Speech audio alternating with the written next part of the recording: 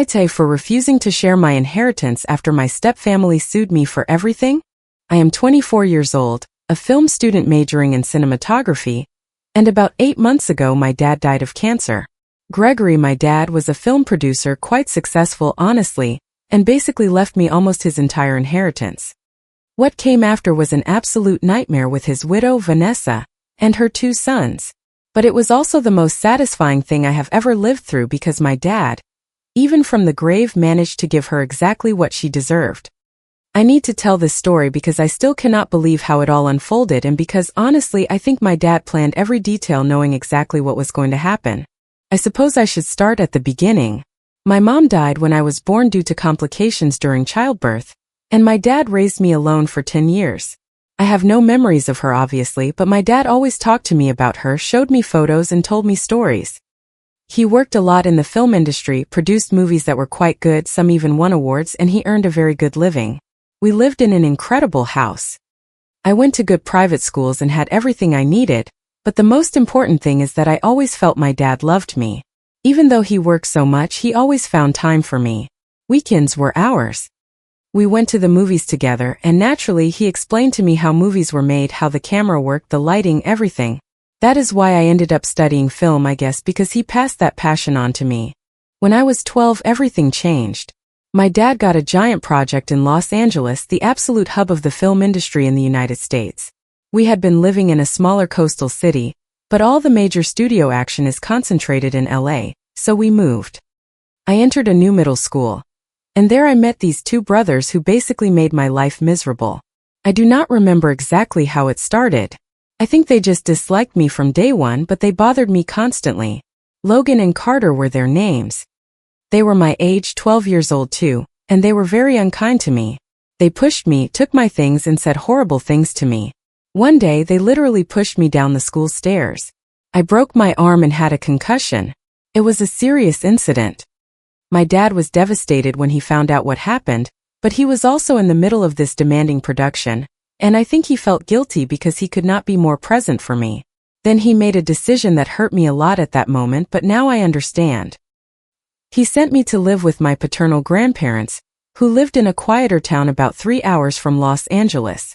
They raised me from 12 to 18 years old. The truth is they were incredible to me. I loved them with all my heart.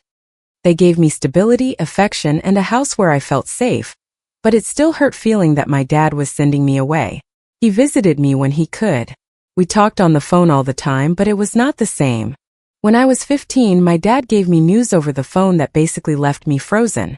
He told me, "Look, honey, I met someone, and we are going to get married." Her name was Vanessa. She was divorced and had 2 sons. I was happy for him, I guess, because he sounded happy, but I also felt something weird in my stomach. Intuition, maybe. He sent me photos of her. She was pretty and looked normal. Her sons appeared in some photos, but I did not pay much attention to them. The wedding was a small ceremony. I went, obviously. I met Vanessa and her sons that day. When I saw those 2 boys, my heart sank. They were Logan and Carter, the same ones who had made my life miserable. The same ones who caused that incident on the stairs 3 years before. I did not say anything to my grandparents or my dad at that moment. I do not know why. I think I was in shock. Logan and Carter looked at me that day with an expression like, "Oh no, not her." But they did not say anything either. It was all incredibly awkward. After the wedding, I went back to my grandparents and basically tried to forget about the matter. My dad kept visiting me, but now he came with Vanessa and the twins sometimes, and it was horrible. They acted as if nothing had happened, as if they did not know me, and I did the same. My dad never knew the history between us, and I do not think Vanessa did either.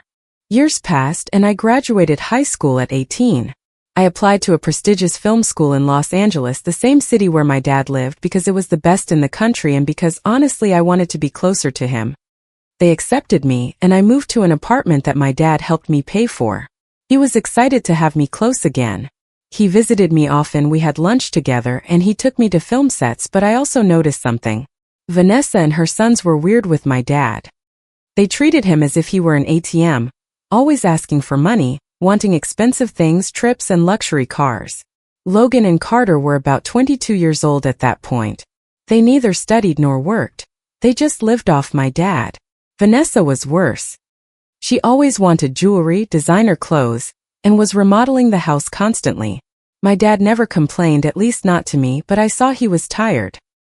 He was working more than ever, producing 2 or 3 projects at the same time, and looked exhausted. I was in my sophomore year of university when I received the call that changed everything. My dad asked to meet me at a coffee shop near my apartment, which was strange because usually he came to my place or I went to his. He arrived and looked terrible. He had lost weight, had dark circles under his eyes, and looked sick. He grabbed my hand and told me, "I have cancer, honey. It is aggressive and advanced. The doctors give me a few years if I am lucky." I cannot even describe what I felt at that moment. It was as if the world stopped, as if I could not breathe.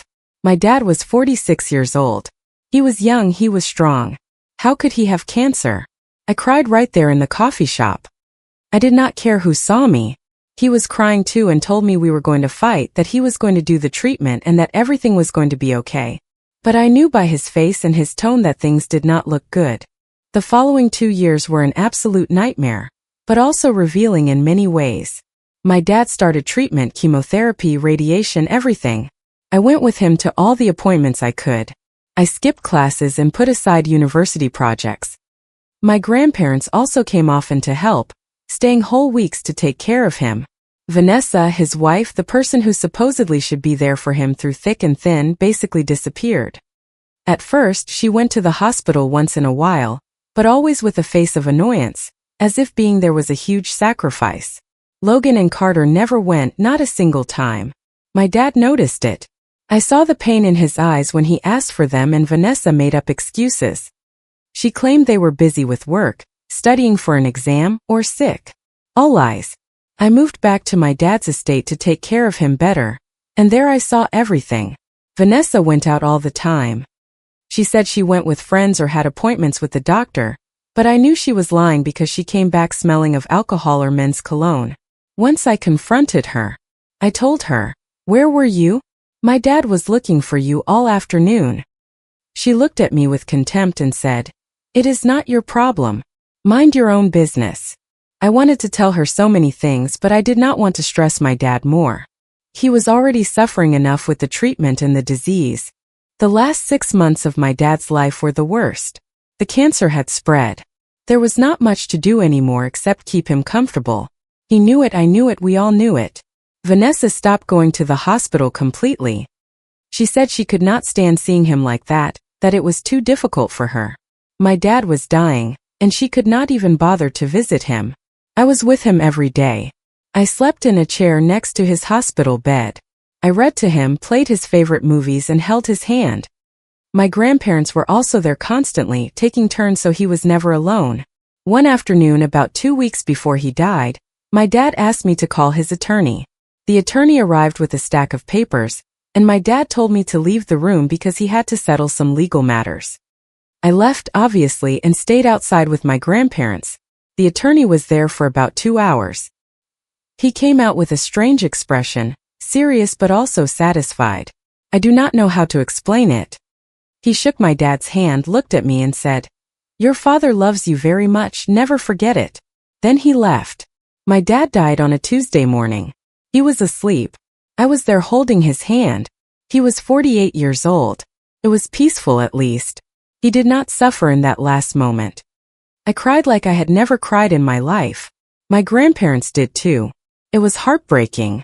We called Vanessa, and she arrived about 3 hours later with dry eyes, without shedding a single tear. Logan and Carter appeared at the funeral, but they looked more annoyed than sad, as if being there was an obligation. A week after the funeral, my dad's attorney summoned us all for the reading of the will. I did not expect anything, honestly. I thought everything would go to Vanessa as his wife, but when the attorney started reading, I almost fell off my chair. My dad had left me 70% of his entire estate. 70%. The house, the properties, the investments, the rights to his movies, everything. To my grandparents he left 20%. And to Vanessa and her sons, only 10% to be shared among the 3 of them. Vanessa turned red, literally red with anger. She started shouting that it was not fair, that she was his wife, that she had rights, and that I had manipulated him. Logan and Carter also started complaining, saying that my dad owed them more, and that they were family too. The attorney let them shout for a while and then told them very calmly, "The will is legal. It was made with the full mental capacity of Mr. Gregory. It is all certified. There is nothing to be done." Vanessa looked at me with a hatred I had never seen and told me, "This is not going to stay like this. Did you hear me? I am going to fight this until I die." I claimed the estate because it was part of my inheritance and gave Vanessa 2 weeks to get her things out and leave. She refused at first. She said that was her house and she was not going to leave. I had to get an eviction order with the lawyer's help. The day she finally left, she sent me about 50 messages saying horrible things, claiming that I was an ungrateful daughter, that my dad had been wrong about me, and that I was going to regret it. I blocked her everywhere. I thought it ended there, but 2 weeks later, while I was visiting my grandparents for the weekend, I received a call from the neighbors. Vanessa and her sons had broken in. They forced a window and were inside taking things. I called the police immediately and drove back to the city like crazy. When I arrived, the LAPD officers were already there and had detained the 3 of them. Vanessa was shouting that it was her house and she had a right to be there, but the police did not believe her when I showed them the property deed. They took them away, and I installed security cameras all over the house that same night. Vanessa got out of the police station the next day and sued me for theft. Yes, she filed a civil suit claiming that I had retained personal items from the house. It was ridiculous. I had not touched any of her things. Literally, I had given her 2 weeks to take everything. But she filed the lawsuit anyway, with a list of alleged missing items that were worth thousands of dollars. My lawyer said not to worry, that it was obvious she had no case, but I still had to deal with the stress of a potential trial. That was when my dad's attorney called me for a private meeting. He summoned me to his office and told me, "There is something else in your father's will that I need to explain to you. It is actually the most important part." It turned out my dad had included a special clause in the will, like a trap for Vanessa. The lawyer explained that according to the original will, Vanessa could receive up to an additional 30% of the estate, meaning a total of 40% instead of 10%, if she met a condition: having been faithful during the marriage. I stared at the lawyer and asked, "What? How does that work?" He explained that my dad had suspected for a long time that Vanessa was unfaithful to him, especially during his illness, but he never had concrete proof at the time. So he put this clause in the will stating that if Vanessa signed a sworn affidavit declaring that she had been completely faithful during the marriage and no evidence of infidelity existed, she would receive the additional 30%. But if she signed that affidavit and then it was proven that she had lied under oath, she would lose absolutely everything, even the 10% she already had. The attorney had instructions to offer this option to Vanessa after a certain time, specifically after she showed her true nature, just as my dad had planned. Effectively, Vanessa had shown exactly who she was: greedy, manipulative, and aggressive. The lawyer contacted her and offered her the opportunity to sign the affidavit to receive more money. Vanessa, being the greedy person she is, did not even think twice. She signed the document declaring under penalty of perjury that she had been completely faithful to my dad during their entire marriage, believing that there was no way to prove otherwise because my dad was already dead. What Vanessa did not know is that my dad had hired a private investigator during the last year of his life. The investigator had followed her, taken photos and videos, and gathered evidence of her relationships with other men. My dad knew everything, every date, every lie. He had kept all that evidence with his lawyer, with specific instructions to use it only if Vanessa signed the fidelity affidavit. The day the lawyer presented all the evidence to Vanessa was, as he told me, spectacular. He summoned her to his office saying she had to sign some final papers to receive the additional money.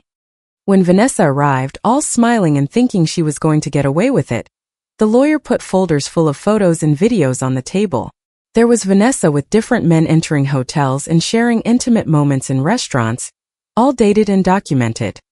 There were even recordings of her laughing with one of her partners about how my dad was oblivious and would never find out anything. Vanessa turned pale, as the lawyer told me. She tried to say the photos were faked, that it was a setup, but the evidence was irrefutable. There was metadata, witness testimonies, hotel receipts, everything. The lawyer informed her that according to the document she had just signed, she had forfeited all rights to the inheritance, including the original 10%. She lost absolutely everything. Vanessa left that office screaming and crying. Honestly, I felt enormous satisfaction when the lawyer called to tell me everything. My dad had trapped her perfectly, even from the grave. Vanessa did not give up there, obviously. She hired an attorney and sued me, claiming the will was invalid because it contained elements of coercion and deceit that had forced her to sign the affidavit under false pretenses. It was all lies. She filed the official lawsuit and we had to go to court. Meanwhile, Vanessa started a harassment campaign against me. She sent me messages from unknown numbers. She followed me when I left my house. She told everyone in the film industry that I was a horrible daughter who had manipulated her sick father. She even tried to turn my grandparents against me. She went to their house and told them that I was using them, that I did not really love them, and that I only wanted the money. My grandparents obviously did not believe a thing and kicked her off their property, but it was still stressful. Vanessa also started threatening me by message, saying things like, "Be careful when you go out alone," or, "I hope you can sleep well in that big house knowing what you did." I had to ask for a restraining order because she was really scaring me. Then Vanessa decided to play dirty and went to the film industry where I work, where I am doing my internship and building contacts for my career. She started telling everyone that I was a manipulative liar. She told producers, directors, and people my dad had worked with that I had deceived my sick father to change his will, and that she was the real victim. Some believed her at first, or at least pretended to believe her out of politeness, but the tactic backfired on her horribly. It turned out many people in the industry knew my dad very well, and also knew Vanessa. They knew how she had changed after marrying him, how she had started living a luxurious life and spending money recklessly while my dad worked to exhaustion. When stories started circulating about how Vanessa had abandoned my dad during his illness, her reputation hit the floor. Logan, who was trying to get a job as a production assistant thanks to my dad's contacts, was fired when his boss found out about the whole situation. Basically, Vanessa's strategy blew up in her face. Vanessa's lawyer then started alleging in court that I was not mentally fit for the inheritance, that I was a 24-year-old student without experience, and that I did not know what I was doing. They asked for psychological evaluations, insinuating that maybe there was something wrong with me. It was absurd, but I had to undergo the evaluations anyway. Obviously, I came out perfectly fine. The psychologist said I was completely sane and that, in fact, I was handling all this with a lot of maturity considering the circumstances. During this entire process, Vanessa became increasingly erratic. One day I arrived at my car, and the paint was completely scratched, with horrible words written in spray paint. The parking lot security cameras captured her doing it. It was her without a doubt. I filed a police report, and that only damaged her case in court because it proved she was the unstable one, not me. Finally, after months of legal battles and hearings, the judge handed down the verdict completely in my favor. He declared that my dad's will was valid, that Vanessa had signed the affidavit voluntarily and with full knowledge, that the evidence of her infidelity was irrefutable, and that, therefore, she had no right to any of the inheritance. The judge also ordered her to pay my legal fees and ordered restitution for the harassment and vandalism. Vanessa left the court literally screaming, saying she was going to appeal, that this was not over. However, something interesting happened after that.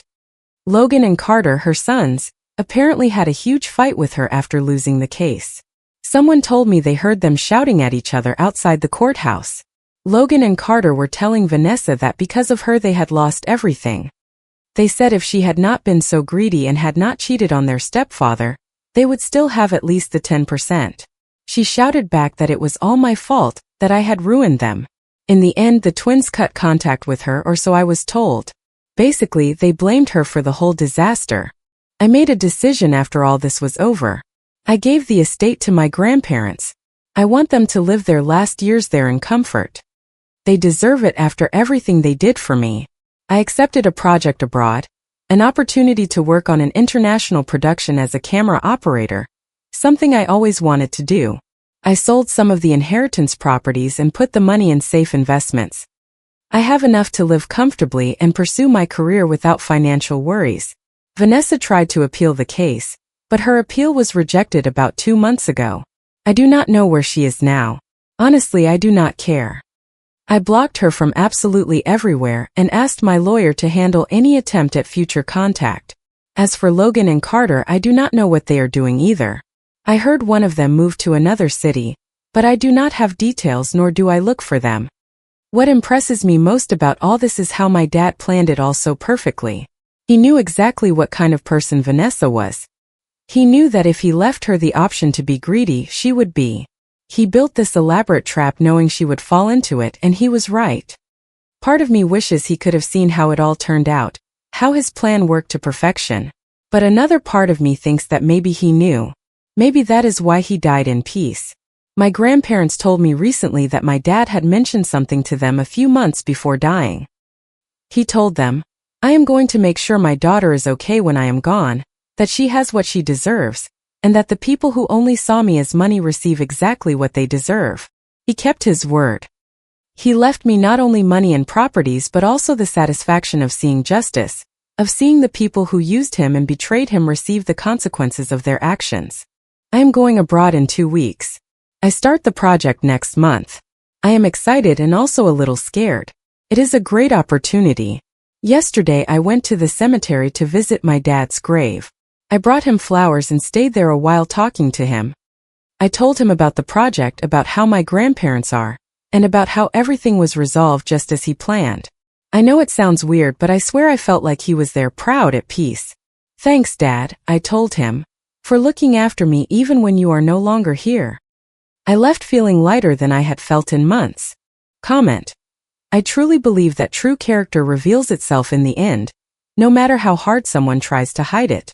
It is comforting to know that genuine love often looks like protection, even when that protection comes from someone who is no longer with us. We often worry about people who mistreat us, but life has a way of balancing the scales when we stand our ground and speak the truth. Chasing material gain at the expense of others eventually leaves you with nothing, while integrity builds a foundation that no one can take away. Learning to set firm boundaries with toxic people is not about being mean, but about protecting your well-being and your future. Sometimes the best revenge is not fighting back in anger, but letting the consequences unfold while you focus on your own growth. I hope this reminds you that your peace is more valuable than any inheritance or property you could ever fight over. Even when the world feels unfair, staying true to your values and caring for the people who love you is the ultimate victory. Let's try to build lives defined by what we give and create, rather than what we take from others. If you liked it, don't forget to leave a comment and support the channel by subscribing. See you in the upcoming stories.